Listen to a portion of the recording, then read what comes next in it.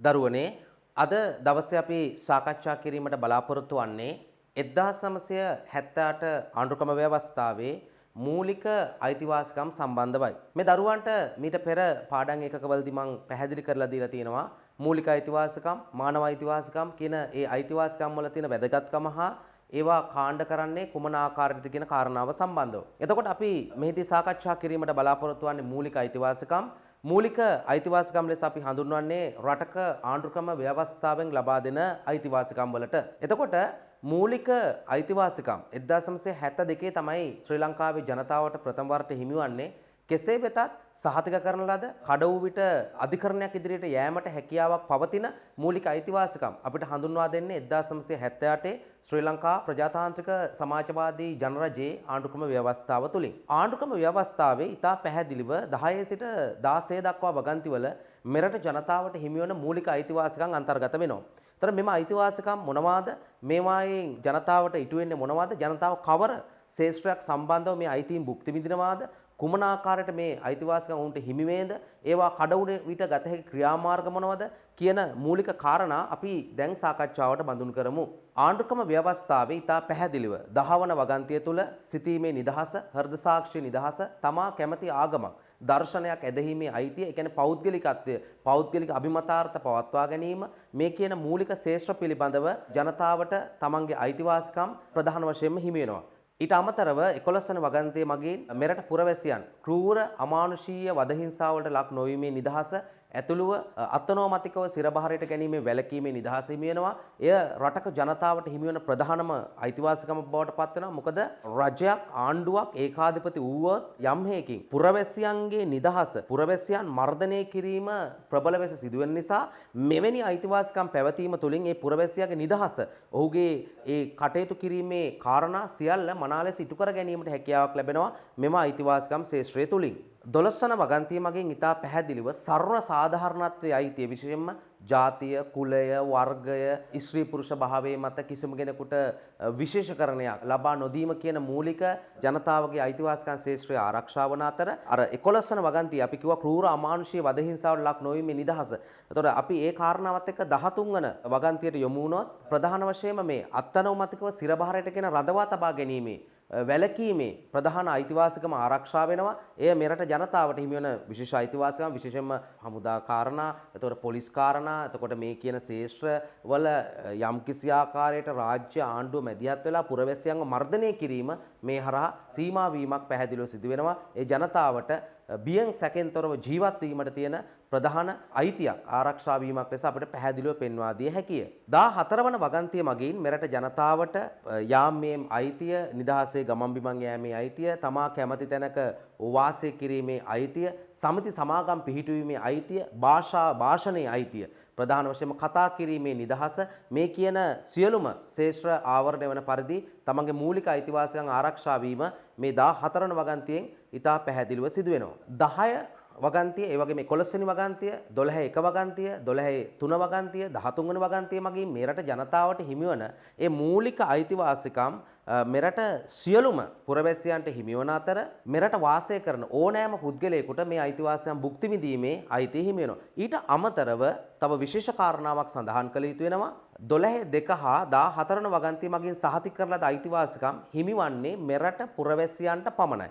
ඒ කියන්නේ ශ්‍රී ලංකාවේ පුරවැසි භාවයේ තියෙන පුද්ගලයන්ට පමණක් ඒ අයිතිවාසිකම් භුක්ති විඳීමේ අයිතිය හිමිවන අතර එමෙන්ම 11 වන වගන්තියේ සඳහන් වන ක්‍රූර අමානුෂීය වදහිංසාවලට ලක් නොවීමේ ඒ මූලික අයිතිවාසිකම පරම අයිතියක් ලෙස අපි සලකන අතර ඒ අයිතිවාසිකම කිසිම දාක උල්ලංඝනය කළ නොහැකි ශේෂ්ත්‍රයක් ලෙස ඉතා පැහැදිලිව පෙන්වා දිය හැකිය.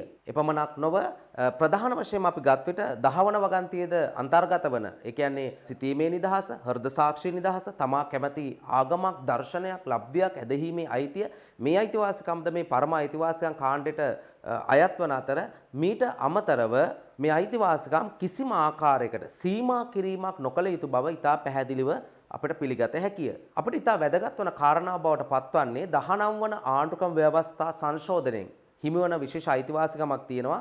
ඒ තමයි තොරතුරු දැනගැනීමේ තොරතුරු ප්‍රවිෂ්ඨ වීමේ කියන කාරණාවේ අයිතිය. ඒක මේ රටේ ජනතාවට හිමි වුණු සුවිශේෂී අයිතිවාසිකමක් ලෙස හඳුන්වා දිය හැකියි. මොකද නිදහස ප්‍රජාතන්ත්‍රවාදයේ කරා යන ගමනේ එය සාක්ෂාත් කර ගැනීම සඳහා පුද්ගලයන්ට රටේ පාලනය පිළිබඳව ඒ පාලන ආයතන සිදු කරන ක්‍රියාවලීන් පිළිබඳව රාජ්‍ය ආයතන කියන්නේ ජනතා මුදලින් යැපෙන ආයතන ජනතා පරමාධිපත්‍ය ස්ථාපිත වෙලා තියෙන්නේ. එතකොට ඒ ආයතනවල කරන කාර්යන ඒවායේ තොරතුරු ලබා ගැනීමේ මූලික අයිතිය මෙරට ජනතාවට හිමිවීම සුවිශේෂී සාධකයක් බවට පත් වෙනවා. දැන් මෙලෙස හිමිවන අයිතිවාසිකම් කඩ වුණොත් මොකද කරන්නේ? මොකද්ද ගත හැකි ක්‍රියාමාර්ගය කියලා මීළඟට අපි සාකච්ඡා කළ යුතු වෙනවා. ආණ්ඩුක්‍රම ව්‍යවස්ථාවේ 17 වන වගන්තිය හා 126 වෙනි වගන්තියට ප්‍රාකාරව මෙරට ජනතාවට තමන්ගේ මූලික අයිතිවාසිකමක් උල්ලංඝනය වුවහොත් හෝ උල්ලංඝනය වීමට ආසන්න මට්ටමක පවතී නම් ඉතා පැහැදිලිව දින 30ක් ඇතුළත ශ්‍රේෂ්ඨාධිකරණයට පැමිණිලි කිරීමේ මූලික අයිතිය මෙරටේ ජනතාවට හිමි වෙනවා. එතකොට එය ලිඛිත පෙත්සමක් ආකාරයට ශ්‍රේෂ්ඨාධිකරණයට ඉදිරිපත් කළ යුතුයි.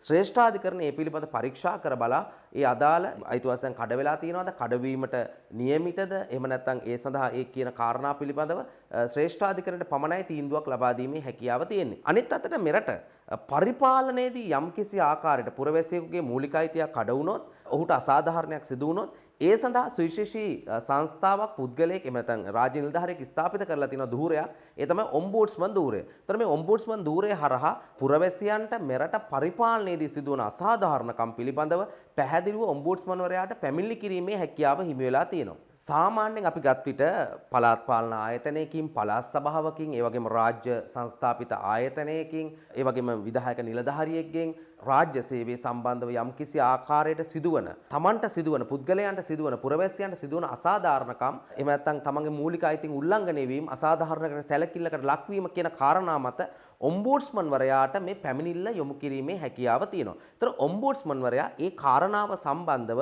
පාර්ලිමේන්තුවේ මහජන පෙත්සම් කාරක සභාව අනිවාර්යයෙන්ම දැනුවත් කළ යුතු වෙනවා. ප්‍රධාන වශයෙන්ම ඊට පස්සේ මේ ඉදිරිපත් වන පැමිණිල්ල ඔම්බුඩ්ස්මන් වරයා විසින් අදාළ ඒ පුරවැසියාගේ අයිතිවාසිකම කඩ වුණු නිලධාරියා සම්බන්ධව පරීක්ෂණ කරන බවට ඒ ආයතනයේ ප්‍රධානියාට ලිඛිතව දැනුම් දී යුතු අතර ඔම්බුඩ්ස්මන් වරයා විසින් ඒ අදාළ පැමිණිල්ල විභාග කිරීම ආරම්භ කරනවා. එහිදී ඔම්බුඩ්ස්මන් වරයා විසින් පහත ආකාරයට මේ කටයුතු සිදු කරන බව මේ දරුවන්ට පෙන්වා දිය හැකිය. එනම් ප්‍රධාන වශයෙන්ම මේ හරහා මේ පැමිණිලි ඉදිරිපත් වෙලා තියෙන කාරණාව ගත් විට ඒ පුද්ගලයාගේ මූලික අයිතිවාසිකමක් කඩ වෙලා ඇද්ද?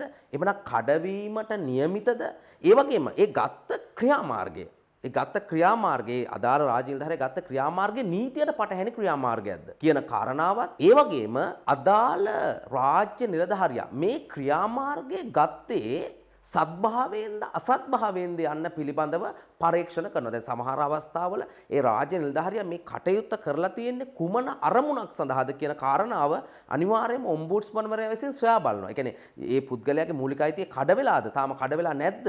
එතකොට මේ සමහර අවස්ථාවල මේ රාජ්‍ය නිලධාරියන් ගත්ත ක්‍රියාමාර්ග නීතියට එකඟද දන්නේ නැහැ. ඒ නීතියට අනුකූලව සමහර ගත ක්‍රියාමාර්ගයක් වෙන්නත් පුළුවන් අනනුකූලව ගත ක්‍රියාමාර්ගයක් වෙන්නත් පුළුවන්. ඒතර මේ පිළිබඳව පුළුල්ව සොයා බැලීම ඔම්බුඩ්ස්මන්වරයා විසින් ඉතා පැහැදිලිව සිදු කරනවා. දැන් මේ ආකාරයට ඔම්බුඩ්ස්මන්වරයා විසින් ස්වාධීන පරීක්ෂණයක් කරලා ඒ අදාළ දත්ත ඒ වාර්තාව ආයතන ප්‍රධානියට දෙන්න ඕනේ. අනිත් පැත්තට අමාත්‍යංශයේ බාර ඒ ඇමතිවරයාට ඒ ප්‍රධානීන් දැනුවත් කරන්න ඕන. අනිත් පැත්තට පාර්ලිමේන්තුවේ මහජන පෙත්සම් කාරක සභාව මේ සම්බන්ධව දැනුවත් කරන්න ඕනේ. ඊට පස්සේ ඔම්බුඩ්ස්මන්වරයාට පුළුවන් තමන්ට අදාළ මේ විවිධ නිර්දේශ මේ සම්බන්ධව ඉදිරිපත් කරන්න. එහිදී අපට ප්‍රධාන වශයෙන්ම වැදගත් වෙනවා අදාළ ඒ කාරණය මොකක්ද ඒ සිදු කරේ කියන නිලධාරියා සිදු කරපු කාරණාව නැවත සලකා බලන්න කියලා ඉල්ලන්න පුළුවන්. එහෙම නැත්නම් ඒක වෙනස් කරන්න කියලා ඉල්ලන්න පුළුවන්. අනෙත් අතට නොතකා හැරීම වෙනස් කරන්න එක ඔහුට කරුණාකර සාධාරණයක් ඉටු කරන්න කියන කාරණාව ඉල්ලා සිටින්න පුළුවන්. මීටත් අමතරව ඔම්බුඩ්ස්මන්වරයාට පුළුවන් වෙනවා අදාළ තීරණය සම්බන්ධ වූ සාධක පිළිබඳව සොයා බලා ඒ සම්බන්ධව නිර්දේශ ඉදිරිපත් කරන්න. ඒ විතරක්ම නෙමෙයි මෙවැනි ක්‍රියාමාර්ගයකට අදාළ නිලධාරියා යොමු වුණේ ඇයිද කියන එක සම්බන්ධව ඒ තොරතුරු ලබාගෙන තීරණ ලබාගෙන ඒ සම්බන්ධව කටයුතු කිරීමේ හැකියාවත් ඔම්බුඩ්ස්මන්වරයාට හිමි වෙනවා. එතකොට මේ ශ්‍රී ලංකාවේ මේ වන විට මූලික අයිතිවාසිකම් ආරක්ෂා කිරීම සම්බන්ධව පවතින ප්‍රධාන සංස්ථාවක් ලෙස අපිට මේ ඔම්බුඩ්ස්මන් ධූරය පෙන්වා දිය හැකිය. ඒ වගේම වර්තමානයේ වන විට ආණ්ඩුක්‍රම ව්‍යවස්ථා සභාවේ නිර්දේශ මත ජනාධිපතිවරයා විසින් ඔම්බුඩ්ස්මන්වරයාව පත් කරනවා. නීතියේ නියම කරන ලද කාල සීමාවෙන් තමයි ධූරයේ විශ්‍රාම යන්නේ. රජයේ ඒකාබද්ධ අරමුදලින් වැටුප් ලබන ධූරයක් ලෙස අපිට මේ ඔම්බුඩ්ස්මන් ධූරය පෙන්වා දිය හැකිය. දැන් මේ විදිහට මේ රටේ ජනතාවගේ මූලික අයිතිවාසිකම් ආරක්ෂා කිරීමට අදාළ විධිවිධාන 1978 ආණ්ඩුක්‍රම ව්‍යවස්ථාවේ ගෙන ඇති අතර අද වෙනකොට පවතින තවත් මේ රටේ ජනතාවට හිමි වෙන සුවිශේෂී ක්‍රමවේදයක් විදිහට අපිට පෙන්වා දෙන්න පුළුවන් මානව හිමිකම් කොමිෂන් සභාව පිහිටුවා තිබීම. උතර මේ මානව හිමිකම් කොමිෂන් සභාව හරහා පුද්ගලයන්ට තමන්ට සිදුවන අසාධාරණකම් සම්බන්ධව කොමිසමට පැමිණිලි කරන්න පුළුවන්. විශේෂයෙන්ම දැන් උදාහරණයක් විදිහට සමහර අවස්ථාවල පොලිසියකට ගිහිල්ලා තමන්ට සාධාරණයක් හිටුනේ නැත්නම් ඒ සම්බන්ධව පවා ඒ මානව හිමිකම් කොමිෂන් සභාවට පැමිණිලි ඉදිරිපත් කිරීමේ මූලික හැකියාව අයිතිය මේ රටේ ජනතාවට හිමි වෙනවා. නිසා ලංකාවේ ජනතාවගේ වර්තමානයේ වනට මූලික අයිතිවාසිකම් ආරක්ෂා කිරීම සඳහා විවිධ ක්‍රියාමාර්ග ගෙන තිබීම ඉතාම වැදගත් පැසසුසාගත ක්‍රියාවලියක් විදිහට අපිට විස්තර කරන්න පුළුවන් දරුවනේ.